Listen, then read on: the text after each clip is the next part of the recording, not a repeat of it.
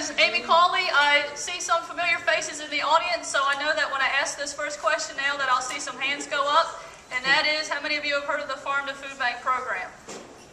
See, I'm seeing more hands every time I give this presentation, so that's good to see. Those of you that didn't raise your hand, this is an awesome program. I love having the opportunity to speak. I really want to thank Barron for letting me come. I emailed him, I think, a week ago to see if I could come and speak, so thank you, Mr. Rogers. So this will be a quick and short presentation. I know we're all starving, myself included. These are the objectives. Who are we? What is our mission? Talk to you a little about who I am, where I come from, what the program is, what my role is, how the program works, the benefits to contributing to the program, who's contributed this past summer, do some number comparisons last year to this year, what I'd like to accomplish this winter going into the next growing season, talk to you briefly about how you can help, where you can go for further information, and just challenge you with will you help the program in the future as we move forward.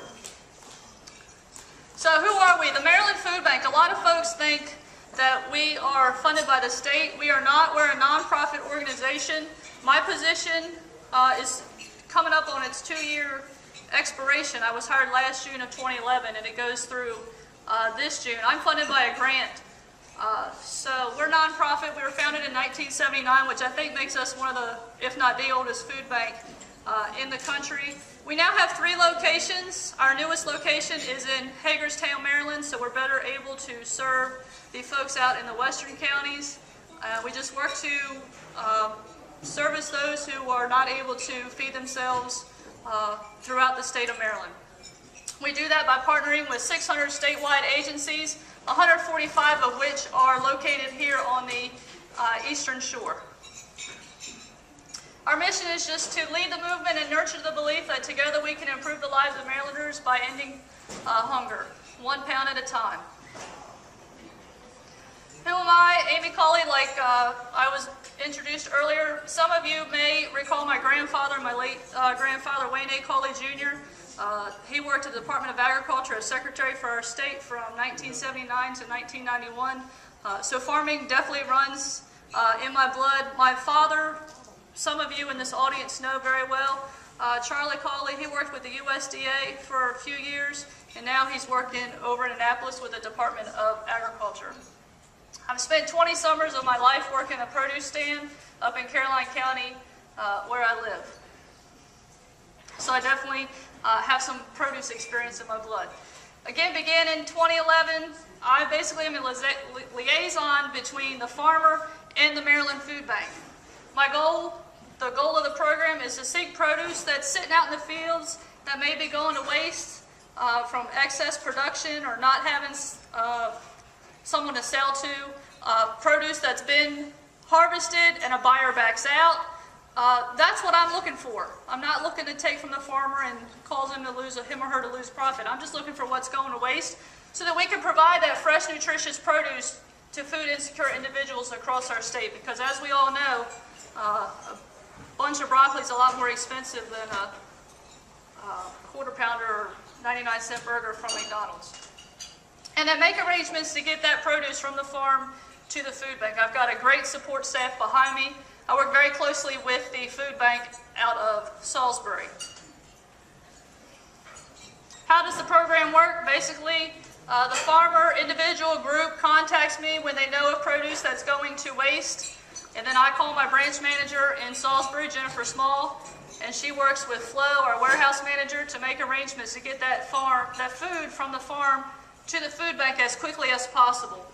So far, in the 1.5 years I've worked, we've been able to do that within 24 hours. So I'm very proud of that fact. If the farmer needs, or individual, we can supply pallets, bins, boxes. We've even, on 1 or 2 occasions, been able to supply a refrigerated trailer to the farmer. Again, I'll contact the food bank to make arrangements. The truck will go directly to the farm to pick up the product. The farmer does not have to drive to Salisbury to deliver the produce. We go right to the farm. Farmers are busy. They don't have time to make a trek to Salisbury to do that. So we've got trucks up and down the Eastern Shore all the time to go. And again, within 24 hours, we were able to get that produce off the farm and to the food bank.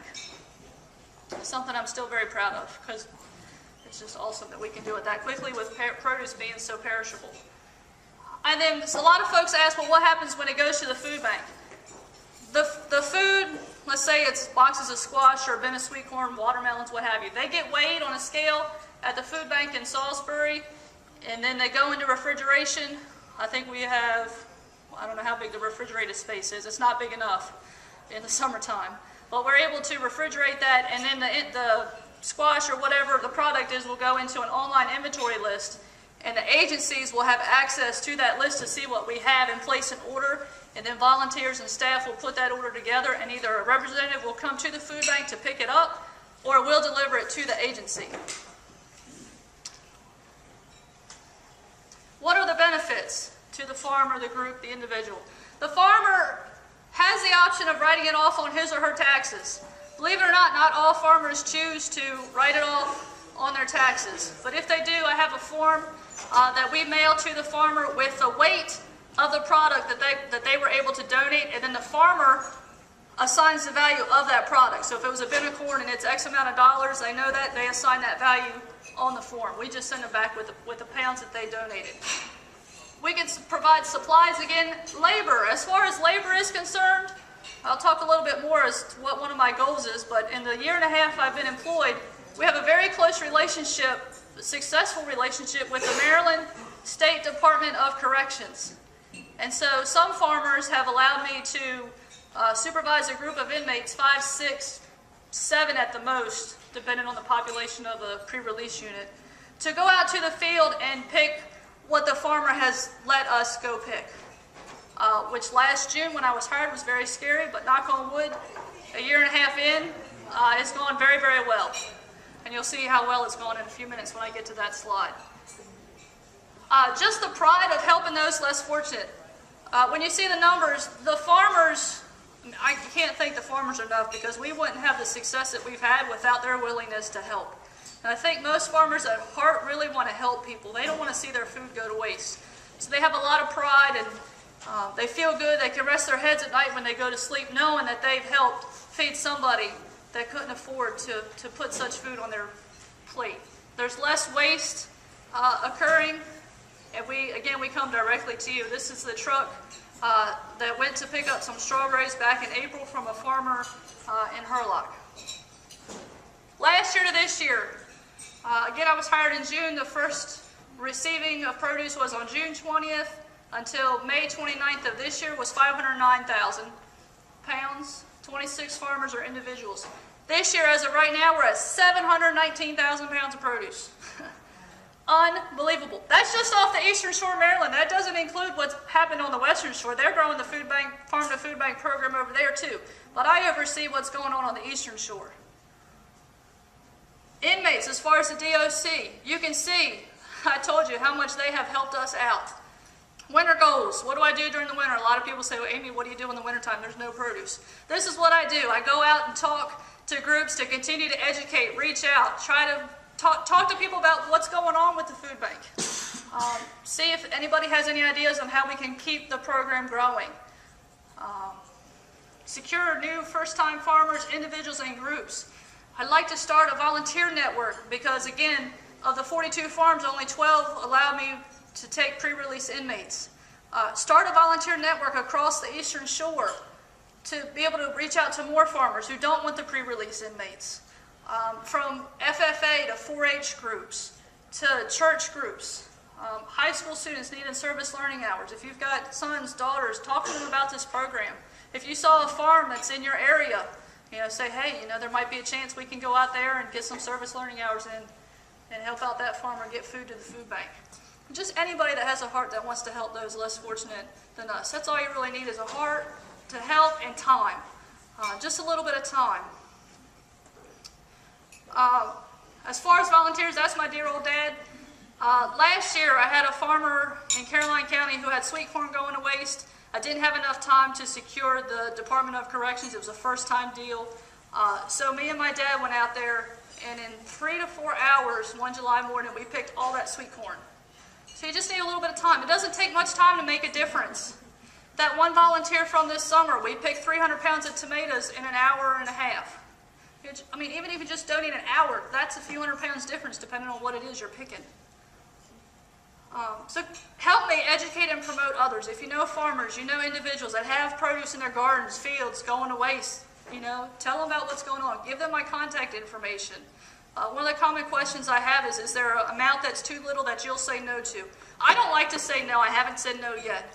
Lisa Polito, 100 pounds of produce. We found a way to get it to the food bank. So I don't like the word no. So I don't put a minimum amount on the donation. If you're interested in volunteering, let me know. I'll take your name and number and contact you if there's an opportunity in your area. If you don't want to help on the gleaning part, you can help at the food bank if you live down near Salisbury. They're always looking for volunteers to help pack whatever it is that the agencies need. Or when we got sweet potatoes, we probably got 42,000 pounds of sweet potatoes this fall. Taking them out of the bin and transferring them to our bins because that farmer uses his machine in his bin, so we have to transfer them out. We need help with that. So we need help with a lot of things in various aspects of the program. Start a garden on your own or as a group with your church, maybe your family, whoever, some school friends. I was about to say something I forgot. Ricky Nichols was a farmer on that list out of Caroline County. He took an acre plot, planted half of it in tomatoes, half of it in watermelons. Did it all himself. That one man donated 19,000 pounds of produce to the food bank off of 1 acre. If 19,000 pounds can come off of 1 acre, if you have a half acre, what can you do? 1 acre, a man with time on his hands and a heart to help us out. Amazing.